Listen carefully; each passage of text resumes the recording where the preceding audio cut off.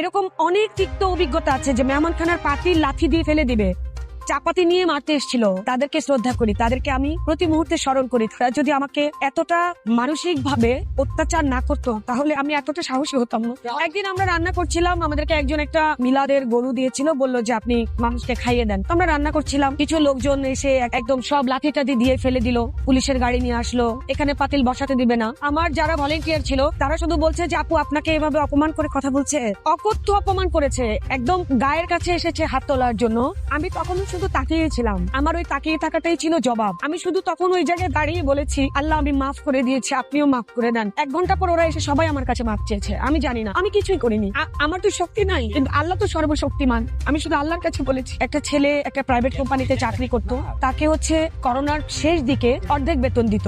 অফিসের ড্রেস আপটা এত সুন্দর, ও খাবারটা নিয়ে উল্টা হয়ে খেত, মানে যেদিকে কেউ দেখে না রাস্তার দিকে ও উল্টা মুখ করে খেত। তো আমি একদিন ডেকে বললাম, বাবা তুই উল্টা মুখ করে কেন খাস? আপা আমার তো অনেক আত্মীয় স্বজন আছে, অনেক তো ক্যামেরা চারদিকে, তখন অনেক সাংবাদিকরা আসতো, তো কেউ দেখে গেলে যদি আমার মা দেখে আমার মার মন খারাপ হবে। আমি প্রতিদিন ইফতারের টাইমে এখানে চলে আসি। আমি বললাম তোকে অফিস থেকে ইফতার দেয় না? বলে যে না, আমাদের তো অর্ধেক বেতন দেয়, আর অফিস থেকে যেই 50 টাকা করে আমাকে দেয় প্রতিদিন, ওটা আমি রেখে দিই, ওই টাকাটা আমি জমাচ্ছি।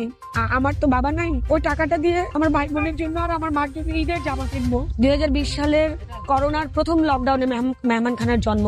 আমি মূলত কুকুর আর কাকের খাবার নিয়ে বের হতাম, তখন তো ডাস্টবিন ছিল না, ওটা চিন্তা করেই গিয়েছিলাম কুকুরের খাবার নিয়ে। পরে দেখলাম কিছু ছোট বাচ্চা রাস্তায় ঘুরে বেড়াচ্ছে। লকডাউনে তো সবাই ঘরে থাকবে, কিন্তু পথ শিশুদের তো কোনো ঘর নাই, ওদের ঘরটা তো পথ। ওরা একটা দোকানের শাটার ভাঙছিল, খাবারের দোকান নিউ মার্কেটে। ওরা বলে যে আপু আমরা তো অনেক ক্ষুধার্ত, আমরা তো এখান থেকে খুঁজে খাইতাম, এখন তো মানুষ নাই, এই তালাটা খুললে আমরা খাবার পাবো, চুরি করা ভালো না, চলো আমার সাথে চলো। নিয়ে আসলাম, ওদেরকে খাওয়ালাম, গোসল করালাম। শুধু মনে হলো কি করলে ওদের করোনা হবে না। 5-10 জন 20 জন 100 জন থেকে মেহমানখানায় প্রতিদিন 3-4 হাজার মানুষও খেয়েছে সেই লকডাউনে। 11 জন শুরু করেছিলাম ভলেন্টিয়ারি ওয়ার্ক। আমরা কোনোদিনও লকডাউনে একদিনও ঘরে থাকিনি, প্রতিদিন খাবার হয়েছে। এরপর নুন তেল চাল ডাল আলু পেঁয়াজ কোথা থেকে কে দিল, কোথা থেকে আসলো জানি না। সকালে ঘুম থেকে উঠে দেখতাম আমাদের বাসার সামনে আলু পেঁয়াজ, লবণের প্যাকেট, চালের বস্তা কিংবা ছোট প্যাকেটে চাল, যার যেটুকু সাধ্য ছিল যার যার জায়গা থেকে এসে দিয়ে যেত। আমরা সব একসাথে করে রান্না করতাম। আর নিজেদের উদ্যোগ ছিল, কিছু সামান্য বিয়ের গয়না ছিল, ওগুলো বিক্রি করলাম, দোকানে বাকি করলাম, সেই থেকে চলছে মেহমানখানা। প্রতিদিনই ওই চিন্তাটা মাথায় আসতো,